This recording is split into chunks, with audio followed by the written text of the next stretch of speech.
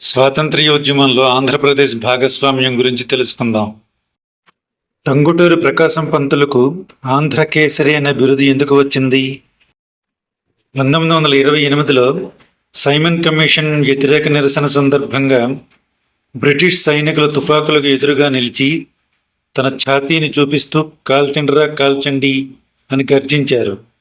అందుకే టంగుటూరి ప్రకాశం పంతులకు ఆంధ్రకేసరి అనే బిరుదు వచ్చింది. మన దేశ జాతీయ పతాకాన్ని రూపొందించిన పింగళ వెంకయ్య గారిని జపాన్ వెంకయ్య, పత్తి వెంకయ్య అని కూడా అంటారు. ఎందుకు? శ్రీ పింగళ వెంకయ్య గారు బహుముఖ ప్రజ్ఞాశాలి. ఆయన వ్యవసాయ శాస్త్రం, భూగర్భ శాస్త్రం, ఖనిజాల పరిశోధన, భాషల అధ్యయనం వంటి అనేక రంగాల్లో సేవలందించారు. జపాన్ భాషలో ఆయనకు గల ప్రావీణ్యం వల్ల ఆయనను జపాన్ వెంకయ్య అని, పత్తి పరిశోధనల కారణంగా ఆయనను పత్తి వెంకయ్య అని కూడా పిలిచేవారు. ఆయన ఏ నేషనల్ ఫ్లాగ్ ఫర్ ఇండియా అనే గ్రంథాన్ని రచించి వివిధ దేశాల జెండాలను అధ్యయనం చేశారు. మన్యం వీరుడు అల్లూరి సీతారామరాజు భారత స్వాతంత్ర్య సమరంలో ప్రముఖ విప్లవకారుడు. 1922-1924 మధ్య జరిగిన రంపా తిరుగుబాటుకు ఆయన నాయకత్వం వహించారు. ఆంధ్రప్రదేశ్ తూర్పు కనుమల గిరిజనుల హక్కుల కోసం బ్రిటిష్ పాలనకు వ్యతిరేకంగా సాయుధ పోరాటం జరిపారు. అందుకే ఆయనను ప్రజలు ప్రేమగా మన్యం వీరుడు అని పిలుచుకుంటారు. ఆంధ్రరత్న దుగ్గిరాల గోపాలకృష్ణయ్య గారు ప్రముఖ స్వాతంత్ర్య సమరయోధులు.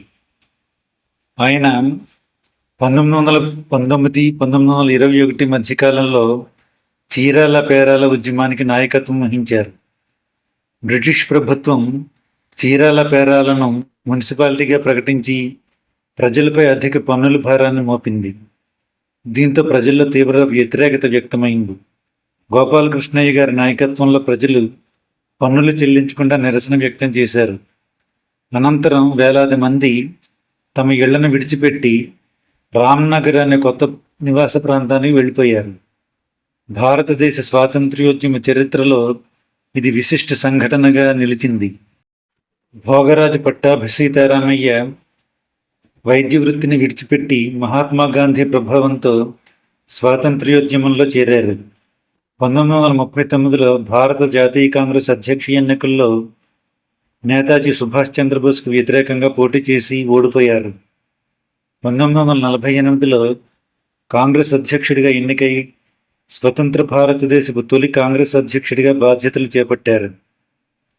1952-1957 మధ్యకాలంలో మధ్యప్రదేశ్ గవర్నర్గా కూడా సేవలందించారు. ఆయన 1923లో ఆంధ్ర బ్యాంకును స్థాపించారు.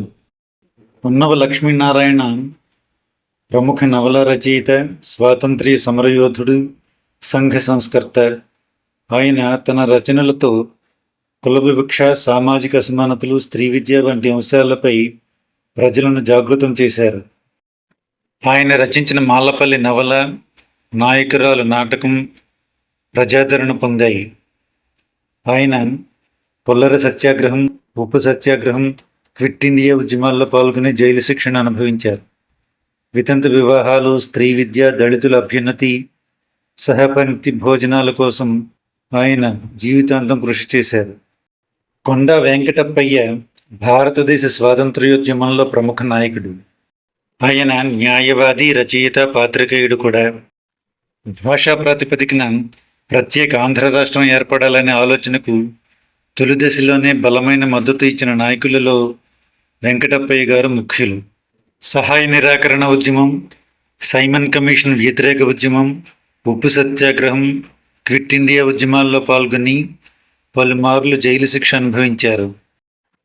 గాడిచర్ల హరిసర్వోత్తమరావు స్వాతంత్ర్య సమరయోధుడు, ఆంధ్ర జాతీయవాది, పాత్రికేయుడు, రచయిత, గ్రంథాలయోద్యమ నాయకుడు. తెలుగు ప్రజా జీవితంపై ఆయన చూపిన ప్రభావం వల్ల ఆయనను ఆంధ్ర తిలక్ అని కూడా పిలిచేవారు. స్వాతంత్ర్యోద్యమం, వయోజన విద్య, గ్రంథాలయాల విస్తరణ, తెలుగు పాత్రికేయ రంగాలలో ఆయన చేసిన సేవలు చిరస్మరణీయమైనవి. ఆయన విద్యార్థి దశలోనే వందే మాతరం ఉద్యమం ప్రభావంతో స్వాతంత్ర్యోద్యమంలో చేరారు. రాజమండ్రిలో విద్యార్థులకు నాయకత్వం వహించినందుకు కళాశాల నుంచి బహిష్కరణకు గురయ్యారు. తరువాత స్వరాజ్య పత్రికను స్థాపించి బ్రిటిష్ పాలనను విమర్శిస్తూ సంపాదకీయాలు రాశారు. ఒక సంపాదకీయంపై రాజద్రోహం కేసు నమోదు చేసి 3 ఏళ్ల కఠిన కారాగార శిక్ష విధించారు బ్రిటిష్ ప్రభుత్వ పెద్దలు. కన్నెగంటి హనుమంతు స్వాతంత్ర్యోద్యమ కాలంలో పల్నాడు రైతాంగ ఉద్యమానికి నాయకత్వం వహించిన రైతు నాయకుడు, స్వాతంత్ర్య సమరయోధుడు. బ్రిటిష్ ప్రభుత్వం 1921-22 కాలంలో పుల్లరి అనే పన్నును విధించింది. అడవిలో పశువులను మేపాలన్నా, కట్టెలు లేదా ఇతర అటవీ వనరులను తీసుకోవాలన్నా భారీ ఎత్తున పన్నులు చెల్లించాలని బ్రిటిష్ ప్రభుత్వం ఆదేశించింది. దీనిని వ్యతిరేకిస్తూ ప్రజలు కన్నెగంటి హనుమంతు నేతృత్వంలో పెద్ద ఎత్తున ఉద్యమించారు. దీనినే పుల్లర సత్యాగ్రహం లేదా పల్నాడు తిరుగుబాటు అంటారు. 1922 ఫిబ్రవరి 22న మించాలపాడు గ్రామంలో బ్రిటిష్ సైనికులు హనుమంతుపై కాల్పులు జరిపారు. ఆయన తీవ్రంగా గాయపడ్డారు. ఆయనకు సహాయం చేయకుండా సైనికులు గ్రామస్తులను అడ్డుకున్నారు. దీంతో హనుమంతు వీరమరణం పొందారు. అయ్యదేవర కాళేశ్వరరావు భారత స్వాతంత్ర్య సమరయోధుడు, న్యాయవాది, రచయిత, రాజకీయ నాయకుడు. అంతేకాకుండా ఆయన ఆంధ్రప్రదేశ్ తొలి శాసనసభ స్పీకర్గా సేవలందించారు. బెంగాల్ విభజన వ్యతిరేక ఉద్యమం, హోమ్ రూల్ ఉద్యమం, మహాత్మా గాంధీ నాయకత్వంలో జరిగిన వివిధ స్వాతంత్ర్య ఉద్యమాల్లో పాల్గొని పలుమార్లు కారాగార శిక్ష అనుభవించారు. క్విట్ ఇండియా, భారత్ విడిచిపో ఉద్యమం 1942వ సంవత్సరంలో జరిగింది. 1947 ఆగస్టు 15న భారతదేశానికి స్వాతంత్ర్యం వచ్చింది. ఉప్పు సత్యాగ్రహం 1930లో జరిగింది. జలియన్ వాలాబాగ్ నరమేధం 1919లో జరిగింది. స్వాతంత్ర్యోద్యమానికి నాయకత్వం వహించిన జాతీయ నాయకుడు మహాత్మా గాంధీ. అల్లూరి సీతారామరాజు పోరాటం ప్రధానంగా బ్రిటిష్ పాలకులతో జరిగింది.